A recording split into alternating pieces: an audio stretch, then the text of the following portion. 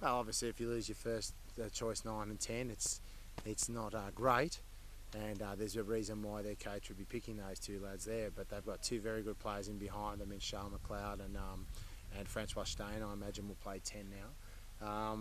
Well, it remains to be seen whether they've got another young player missing in Jordan. So whether he comes back in, he's a centre. So whether he comes back in the team remains to be seen. But look, you know that's going to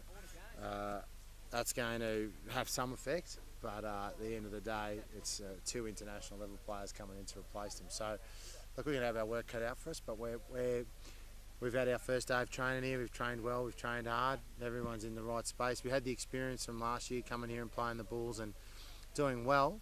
And perhaps being a little bit surprised that we were in front. It's after a fair part of the game, and maybe not believing that we should have been. This year we've got to make sure that we understand, what we need to do to win the match, and then go out there, get ourselves in the zone, and do it.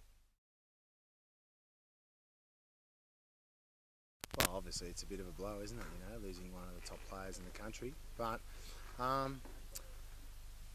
I think in the end of it, there's a bit of a silver lining there too, in the way that, other players are going to get an opportunity who have been knocking on the door for a while. And, to be a successful team in this competition, the ability to rotate, deal with injuries, etc. is part and parcel of the game. So, look, as much as I'd like to have him out there, I'm very keen on the opportunity to see the other lads run out there and how we perform against one of the top teams, rotating our own side a little bit.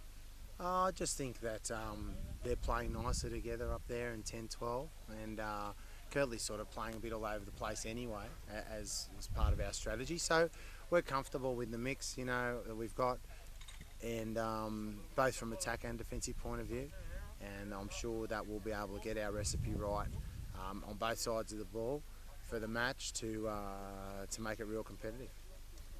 That's right. So John Lance and Rob Horn are coming into the back line. So we'll play Horn on the wing, and he's a good, fast, hard runner, and we'll be able to use him in some of the more direct stuff. And then we'll still have Kirtley and Foley playmaking, and John Lance at fullback.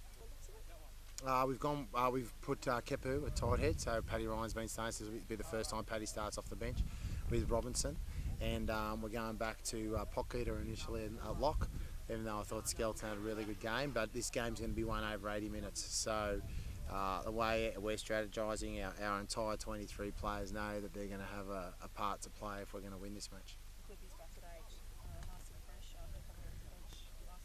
Yeah, I think we wanted to just change it up a little bit there and give Cliff a chance to come in off the bench. We've got a great, opportunity to bring some other top-class players off the bench on the weekend as well, and maybe change the mix. Last week we changed around our locks a few times, and we'll probably try and do the same again this week and share a bit of that workload in the top 5, because the top 5 will be a very important part of the game.